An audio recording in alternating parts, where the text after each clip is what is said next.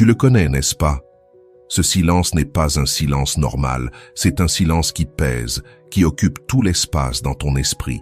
Le silence d'un message lu qui n'a jamais eu de réponse. Le silence d'un appel promis, mais qui n'est jamais arrivé. Tu as tout fait comme on te l'a conseillé. Tu as été sympathique, drôle, intéressant. Tu lui as laissé de l'espace, tu as montré ton intérêt, mais sans en faire trop. Tu as joué à un jeu dont les règles semblent changer chaque seconde, et pourtant, toujours, tu as l'impression de perdre. Et dans cette frustration, tu te poses la mauvaise question. Que puis-je faire de plus pour lui plaire? Et si je te disais que son indifférence n'est pas un rejet, mais un cadeau? Que son silence n'est pas une porte fermée, mais la clé qui ouvre celle de ton véritable pouvoir? Et si je te disais que tu es sur le point de découvrir une loi de l'univers aussi réelle que la gravité? Une loi capable de faire basculer toute l'énergie autour de toi à ton avantage. Aujourd'hui, nous n'allons pas parler de trucs de séduction bon marché. Nous n'allons pas analyser ses messages ni décoder son comportement. Aujourd'hui, nous allons faire quelque chose de bien plus dangereux et bien plus puissant. Nous allons cesser de la regarder pour commencer à bâtir en toi un trou noir émotionnel. Un centre de gravité si intense, si magnétique, que ce ne sera plus toi qui ira vers elle, mais elle qui sera inévitablement attirée par l'homme que tu es devenu. Cesse de la poursuivre. Deviens l'univers vers lequel elle désire ardemment revenir. Reste avec moi, car ce que je vais te révéler ne changera pas seulement ta façon d'attirer, cela changera ta vie. Elle t'ignore. Et ce mot « ignore » est un poignard, un vide qui s'installe au centre de ta poitrine et commence lentement à tout dévorer. Ta concentration au travail, ta patience avec tes amis, ta capacité à savourer les petites choses. Soudain, ton humeur ne dépend plus de toi, mais de la lueur d'un écran. Tu vis dans une sorte de limbe émotionnel, suspendu à une notification qui semble ne jamais vouloir arriver. Tu as relu vos conversations 1000 fois, cherchant une faute, un mot de travers, une erreur que tu aurais pu commettre. Tu te blâmes. Tu penses « j'ai été trop intense, j'aurais dû attendre avant de répondre ». Cette blague ne lui a peut-être pas plu. Et te voilà devenu le détective de ta propre vie, cherchant un crime que tu n'as jamais commis. Depuis cet état d'anxiété, tu essaies de réparer. Tu testes la stratégie du trop gentil. Tu envoies des mèmes, tu lui demandes comment s'est passée sa journée, tu lui offres une attention qu'elle ne t'a jamais demandée, et soyons honnêtes, ça ne marche pas. Alors tu tentes l'inverse, le silence calculé. Tu arrêtes de lui écrire 1 jour, 2 jours, le cœur serré, espérant qu'elle remarque ton absence. Mais celui qui souffre de ce silence, c'est toi, ou pire encore, tu passes à l'attaque. Le message brillant, la phrase parfaite, répétée des dizaines de fois dans ta tête, censée provoquer une réponse immédiate. Et quand enfin la réponse arrive courte, froide, un simple « ha-ha » le vide devient encore plus grand. Parce que tu comprends que tu ne crées pas une connexion, tu joues un rôle, tu mendies des miettes d'attention, alors que cette attention devrait être donnée naturellement, librement, abondamment. Si ces mots résonnent en toi, abonne-toi à la chaîne, mets un j'aime à cette vidéo et dis-moi dans les commentaires depuis quel pays tu te connectes. J'adorerais découvrir jusqu'où s'étend cette communauté de chercheurs de sérénité et de courage. C'est ici que 99% des hommes abandonnent, ou pire, insistent jusqu'à perdre leur dignité. Parce qu'ils partent d'une idée fausse. La question qui t'obsède, « Que dois-je faire pour qu'elle me remarque ?» est un piège. Elle te place dans une position d'infériorité. Elle suppose que c'est à toi de faire des efforts, de changer, d'agir pour mériter son attention. Elle suppose que sa validation est le prix, et toi, le candidat. Mais écoute-moi bien, tu n'es pas un candidat, tu es le prix. Alors brûlons cette question tout de suite. La véritable question, celle qui change tout, celle qui te rend ton pouvoir instantanément, c'est celle-ci. Comment transformer son indifférence en ma plus grande arme d'attraction? Observe bien le changement de pouvoir dans cette phrase. Il ne s'agit plus d'elle, mais de toi. Comprends que son apparente froideur n'est pas ta faiblesse, mais ton terrain d'entraînement. Son indifférence est la résistance dont tu as besoin pour renforcer ton propre centre, pour polir ton éclat jusqu'à ce qu'il devienne aveuglant. Dans cette vidéo, je vais te donner la carte. Non pas pour que tu retournes vers elle en suppliant, mais pour que tu comprennes la dynamique énergétique cachée qui s'active quand un homme cesse d'émettre une vibration de besoin et commence à rayonner une vibration de plénitude. Je te promets qu'à la fin de cette vidéo, tu sauras non seulement quoi faire, mais surtout pourquoi ça fonctionne, à un niveau presque quantique. Tu comprendras comment sa distance peut paradoxalement devenir le moteur qui la pousse à se rapprocher. Parce que tu vas découvrir une vérité profonde. L'attraction ne se poursuit pas, elle se génère. Et toi, oui toi, tu es la source de cette énergie. Mais pour comprendre ce qu'est l'effet du trou noir émotionnel, il faut d'abord entreprendre un voyage. Un voyage dans l'esprit féminin, pas dans ce qu'elles disent, mais dans ce qu'elles ressentent. Là où se cachent les lois invisibles qui guident leurs impulsions d'attirance et de retrait. Et la première de ces lois est brutale dans sa simplicité. La poursuite crée de la pression, pas du désir.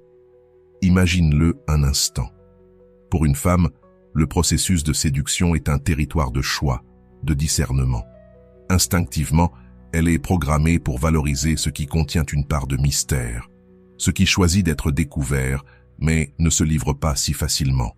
Quand un homme émet ce que j'appelle une énergie de besoin, cette vibration subtile qui dit « S'il te plaît, choisis-moi, donne-moi ton attention pour que je me sente complet », la femme ne le perçoit pas comme de l'intérêt, elle le ressent comme une charge. Soudain, ton bonheur devient sa responsabilité. Chaque message que tu lui envoies n'est plus un acte de désir, mais un moyen d'apaiser ton anxiété. Chaque fois que tu la vois, ce n'est plus pour profiter de sa présence, mais pour satisfaire une attente. Et l'instinct féminin le plus primitif est de fuir la responsabilité non désirée. C'est un mécanisme de défense. Elle se retire non pas parce que tu ne lui plais pas, mais parce que l'énergie que tu projettes l'effraie. Elle sent que si elle s'avance vers toi, elle sera piégée dans un réseau d'attente qu'elle n'a ni la force ni l'envie de porter. Ton intérêt, au lieu d'être un aimant, devient un répulsif. Mais alors, quelque chose change. L'énergie cesse de circuler. Cet homme toujours disponible, celui qui répondait à la seconde, celui qui initiait toujours les conversations, disparaît du radar. Et il ne le fait pas dans un élan dramatique, ni avec un « je vais t'ignorer pour que tu apprennes ». Non, c'est un silence différent, un silence plein, un silence qui ne vibre ni dans la colère ni dans le ressentiment, mais dans la fréquence de l'indifférence véritable, de la paix intérieure, et c'est là que la magie commence à opérer dans son esprit. La première chose qu'elle ressent n'est pas la panique, c'est la confusion. Comme si en plein film, le personnage principal sortait du scénario. Son cerveau, qui t'avait déjà catalogué comme un homme acquis, intéressé ou prévisible, se retrouve face à une anomalie. Le schéma s'est brisé. Durant les premiers jours, elle n'en prendra peut-être pas conscience. Mais son subconscient, lui, le saura. Elle remarquera que son téléphone n'affiche plus ton nom. Elle remarquera l'absence de tes stories qu'elle regardait presque machinalement. L'espace que ton énergie occupait est désormais vide, et l'esprit humain déteste le vide. Il déteste les histoires inachevées. Son premier réflexe ne sera pas « il me manque ». Ce sera « qu'est-ce qui s'est passé ?» Cette question est la première graine, le point de bascule du pouvoir, car à cet instant, ce n'est plus toi qui te demande ce qu'elle pense. C'est elle qui commence à se demander ce que tu penses, toi. Tu n'es plus un livre ouvert, tu es redevenu un mystère, et rien n'est plus fascinant pour l'esprit féminin qu'un mystère qu'elle croyait avoir déjà résolu. Elle ne le sait pas encore, mais elle vient de faire le premier pas vers ton nouveau centre de gravité. La question n'est plus « te répondra-t-elle ?» La vraie question est « que ressent-elle en réalisant que le jeu a changé sans qu'on la prévienne ?» Pendant que tu écoutes ces mots, il y a une voix dans ta tête. Une voix de panique, celle qu'on t'a appris à écouter toute ta vie. Elle te dit « Walter, si je fais tout ça, si j'arrête de lui montrer de l'intérêt, elle va penser que je ne l'aime plus. Elle va rencontrer quelqu'un d'autre et m'oublier pour toujours, n'est-ce pas ?» Je connais cette voix. Nous la connaissons tous. C'est le plus grand mythe du désir masculin. Cette croyance destructrice selon laquelle l'amour et l'attention doivent être sans cesse démontrés ou ils disparaîtront. Et aujourd'hui, nous allons briser ce mythe en 1000 morceaux. Parce qu'il est totalement faux. La loi de l'attraction, dans sa forme la plus pure, ne répond pas à tes actions désespérées, mais à ton état vibratoire fondamental. Elle ne fonctionne pas sur l'énergie du manque, mais sur l'énergie de la plénitude. Voici la révélation que tu dois ancrer dans ton esprit. Elle ne t'ignore pas, toi, l'homme incroyable que tu es. Elle ignore la vibration de ton manque. Réfléchis-y. L'énergie du manque est un puits sans fond. Quand tu vibres depuis cet endroit, chaque message, chaque like, chaque plan que tu proposes porte un sous-texte invisible qui hurle « J'ai besoin que tu me complètes. J'ai besoin que tu me valides. Ma journée est meilleure si tu en fais partie et pire si tu n'y es pas. » Cette énergie est épuisante. C'est ce qu'on appelle un vampire énergétique. Une femme, à un niveau instinctif, ressent cette tentative de succion émotionnelle et se protège. Son indifférence devient alors un bouclier. Ce n'est pas personnel contre toi. C'est un acte de survie énergétique face à la vibration de vide que tu projettes. À l'inverse, l'énergie de la plénitude est un soleil. C'est une source de chaleur et de lumière qui rayonne vers elle-même. Elle ne dépend de personne, elle irradie. Un homme qui vibre dans la plénitude ne cherche pas qu'une femme soit son monde. Il est son propre monde et il l'invite à le découvrir. Tu vois la différence abyssale? L'un demande, l'autre offre. L'un a besoin, l'autre partage. Et c'est ici que je veux te raconter l'histoire de Juan. Juan représentait le parfait archétype de l'homme qui attend. Il était intéressé par une femme qui lui envoyait des signaux confus, apparaissant, puis disparaissant. Sa vie était devenue une salle d'attente émotionnelle. Il consultait son téléphone, selon ses propres mots, une vingtaine de fois par heure. Il avait cessé de sortir avec ses amis, au cas où elle lui écrirait. Son énergie de manque était si palpable que cette femme s'éloignait de plus en plus. Un jour, après une nouvelle déception, Juan toucha le fond. Et ce jour-là, il ne décida pas de jouer à un jeu. Il décida de changer de vie. Il se demande « Que ferais-je si cette femme n'existait pas? Qu'aimerais-je faire avant qu'elle n'occupe tout mon espace mental ?» Et il se rappela sa passion, le football.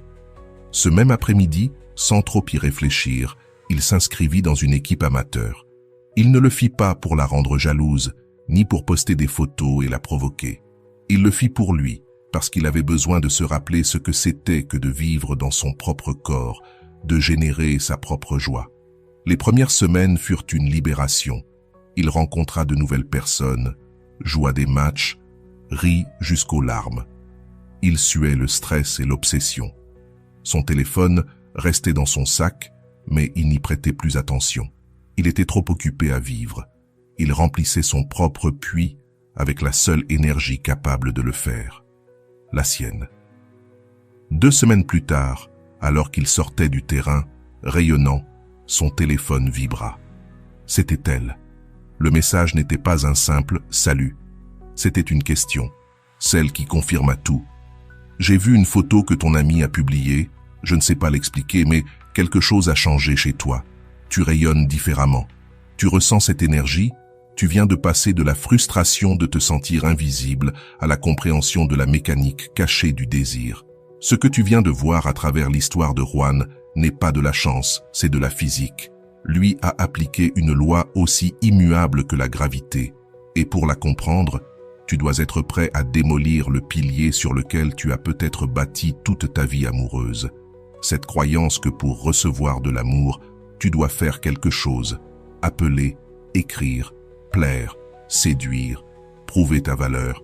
Tu as vécu selon une mathématique du désamour, celle où tu crois que plus d'efforts équivaut à plus d'attraction. Mais la réalité te l'a prouvé encore et encore. Cette équation est fausse. Ton 1 plus 1 a toujours donné tragiquement 0. Voici pourquoi. Personne ne t'a jamais dit que l'essence véritable de l'attraction n'est pas l'action, mais la présence. Il ne s'agit pas de ce que tu fais pour te rapprocher d'elle, mais de la force avec laquelle tu es ancré en toi-même. Tu as essayé d'être un comète brillant, traversant son ciel pour qu'elle te remarque.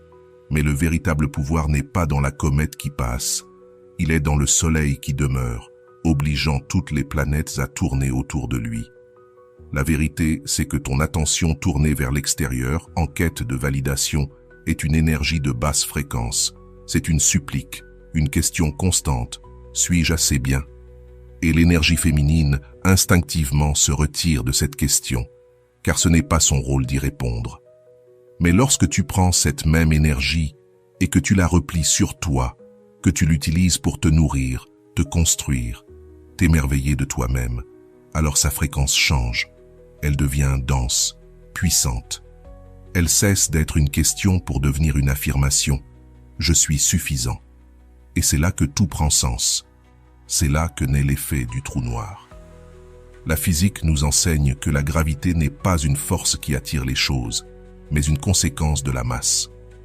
Un objet avec suffisamment de masse déforme le tissu de l'espace-temps autour de lui. Il ne négocie pas avec les planètes, il ne leur demande pas de s'approcher. Sa seule existence crée une courbure dans la réalité qui attire naturellement tout vers lui. Tu es cet objet. Ta vie, tes passions, tes limites, ton amour-propre, voilà ta masse énergétique. Tant que tu poursuis, ta masse est dispersée. Tu es une nuée de gaz sans influence. Mais lorsque tu t'arrêtes, que tu te concentres sur toi, chaque heure passée à bâtir ton projet, chaque non dit à ce qui ne te nourrit pas, chaque fois que tu choisis ta paix plutôt que ton attention, tu ajoutes de la masse à ton noyau. Tu compactes ton énergie, tu deviens dense, tu crées ta propre gravité, et alors, le phénomène se produit. Tu crées un horizon des événements émotionnels, le point de non-retour. Le moment où ta transformation est si réelle, ta lumière si authentique, ton indépendance si profonde, que son indifférence s'effondre. Sa curiosité franchit ce seuil et il n'y a plus de retour possible. Elle se pose la question, qui est cet homme? Comment ai-je pu ne pas le voir avant? Elle ne peut pas s'en empêcher. Son esprit a besoin d'une réponse. L'indifférence dont on parle ici n'est pas un jeu de manipulation. C'est une déclaration de souveraineté. C'est l'acte suprême de pouvoir, celui où tu affirmes que ton énergie est un bien sacré, pas un bien public. Le jour où tu cesses de la distribuer à bas prix et que tu l'investis dans la seule entreprise qui compte toi-même, tu deviens ce trou noir énergétique. Et le plus fascinant, c'est qu'un trou noir est invisible. Ce qu'on perçoit, c'est son effet sur tout ce qui l'entoure. Ton pouvoir ne résidera pas dans ce qu'elle voit de toi, mais dans ce qu'elle ressent, inexplicablement attirée. Tu n'as plus besoin de courir après la lumière. Tu l'absorbes. Et elle, comme un rayon dévié de sa trajectoire, sentira le tiraillement irrésistible de ta gravité. Pas parce que tu l'as forcé, mais parce que c'est une loi. Tu viens de comprendre que ton pouvoir ne se trouve pas dans la poursuite, mais dans la densité de ton être. Mais une révélation sans action reste une belle idée. Et nous ne sommes pas ici pour penser joliment. Nous sommes ici pour transformer notre réalité. Alors la question est, comment construire cette masse énergétique? Comment, concrètement, cesser d'être une nébuleuse pour devenir un centre de gravité? Je vais te le dire en 3 étapes. 3 actions non négociables, indispensables pour reconfigurer ton champ énergétique. Si tu les fais, non pas pour qu'elles reviennent, mais comme un engagement envers toi-même, le résultat est inévitable. Étape 1. Le couperet énergétique, c'est la première et la plus cruciale. En ce moment, ton énergie fuit par des dizaines de petites fissures et toutes mènent à elle. Chaque fois que tu regardes si elle est en ligne, que tu vérifies sa dernière connexion, que tu consultes ses stories, tu lui envoies une impulsion de ton énergie vitale. Tu dis à l'univers, mon focus est sur elle. Il faut fermer ces fuites immédiatement. Va sur ton téléphone et désactive les notifications. Archive la conversation. Ne la supprime pas. Elle doit simplement disparaître de ton champ visuel. Et surtout, masque ses réseaux sociaux, ses stories, ses publications. Ce n'est pas un acte de colère ni une punition. C'est un acte radical d'autoprotection. Tu cesses de donner ton énergie à perte. Tu construis un barrage pour que ton fleuve intérieur cesse de se jeter dans son océan et commence à former ton propre lac.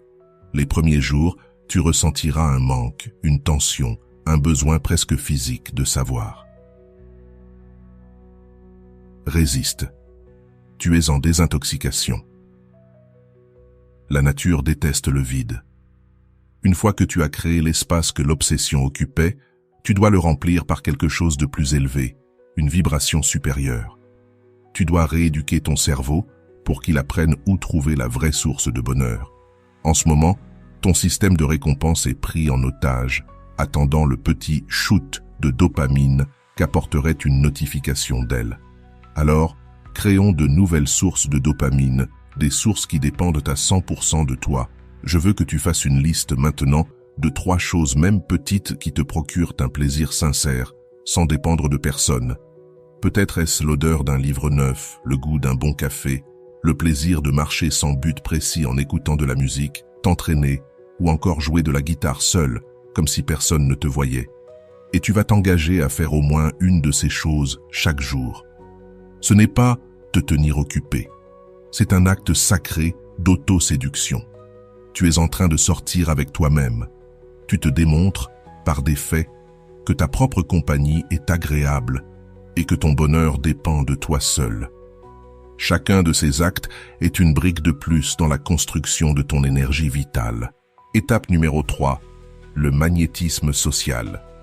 Ton monde s'est rétréci, il a tourné autour d'elle. Maintenant, il faut l'élargir. Mais avec une règle d'or, sans aucune intention romantique. L'objectif n'est pas de chercher une remplaçante, mais de recharger ton énergie de validation sociale pour que la sienne perde de l'importance. Appelle ce vieil ami avec qui tu n'as pas parlé depuis longtemps. Accepte cette bière avec un collègue. Va à cette sortie de groupe à laquelle tu trouves toujours une excuse pour ne pas y aller. Connecte-toi. Ris. Écoute. Intéresse-toi sincèrement à la vie des autres. Chaque conversation inspirante, chaque éclat de rire partagé, chaque nouvelle rencontre te rappellera que tu es une personne précieuse et attirante dans bien des contextes. Tu dilueras ainsi son pouvoir. Tu comprendras que son attention n'était qu'une source de lumière dans un ciel plein d'étoiles. Et ce faisant, tu nourris non seulement ton énergie, mais tu projettes aussi une abondance sociale incroyablement magnétique. Ces 3 étapes, la coupure, l'inversion et l'expansion exécutée avec discipline, sont ton chemin. Et voici le tournant final que tu dois comprendre. Le but de ce processus n'est pas qu'elle revienne, même si c'est souvent un effet secondaire probable. Le vrai but, c'est que si elle revient, elle te trouve si plein, si rayonnant, si enraciné dans ton propre univers, que ce soit toi qui décides si elle mérite d'y entrer. Souviens-toi un instant de l'homme que tu étais en commençant cette vidéo. Souviens-toi de son anxiété, de son doigt hésitant au-dessus de l'écran, de ce vide dans la poitrine, de cet état d'esprit dépendant d'une notification qui ne venait jamais. Cet homme cherchait une stratégie, un truc magique pour récupérer une attention qui lui échappait. J'espère qu'à ce stade, tu comprends enfin la vérité la plus libératrice. La formule magique n'existait pas parce que la question était mal posée. Il ne s'est jamais agi d'elle. Nous avons utilisé son indifférence, oui, mais non pas comme un ennemi, plutôt comme un maître. Son silence a été la salle de sport de ton âme. Chaque jour où tu as résisté à l'envie de la chercher, tu as fait une répétition de plus, renforçant le muscle le plus important que tu possèdes, ton estime personnelle. Le but n'a jamais été de la récupérer. Elle n'était qu'un catalyseur, une excuse offerte par l'univers pour te pousser à entreprendre le voyage le plus essentiel, le voyage de retour vers toi-même. La véritable attraction, celle qui est solide comme la roche et non fragile comme le verre, ne naît pas de la séduction, mais de la possession de soi.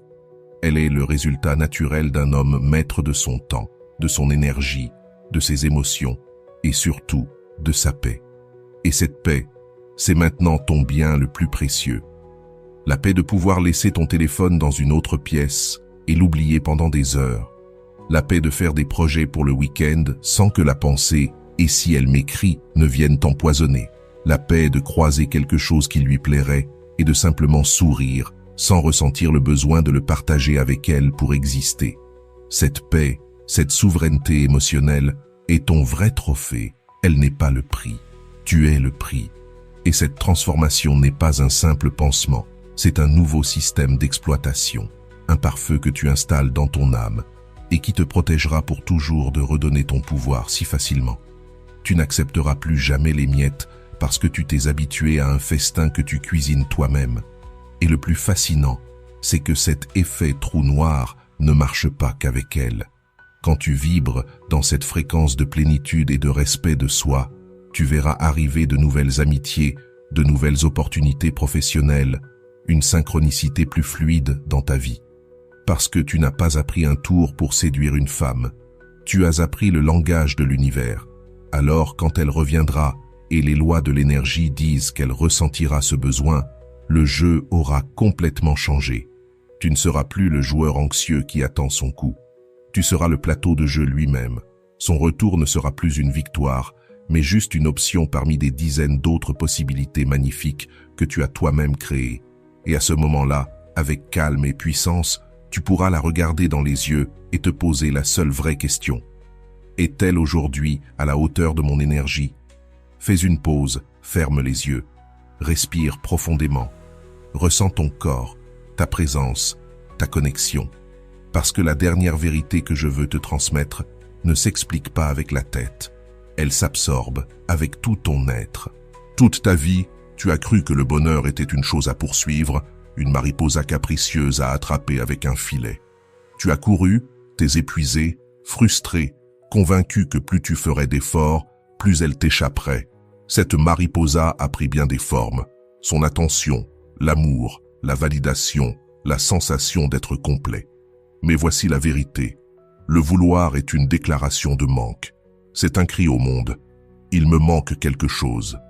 Et l'univers, dans sa sagesse infinie, ne répond pas à la poursuite. Il ne récompense pas l'effort désespéré. Il obéit à une loi plus subtile. L'univers ne te donne pas ce que tu poursuis. Il te renvoie ce que tu cultives. Alors imagine que plutôt que de courir après la mariposa, tu te mettes à cultiver ton jardin. Tu cesses de lever les yeux vers le ciel et tu plantes ton regard dans la terre, toi. Tu arraches les mauvaises herbes de la critique et de la peur. Tu retournes la terre de tes blessures. Tu l'enrichis de tes actes d'amour-propre. Tu l'arroses chaque jour avec ton attention, tes non fermes à ce qui te vide, tes oui entiers à ce qui t'élève.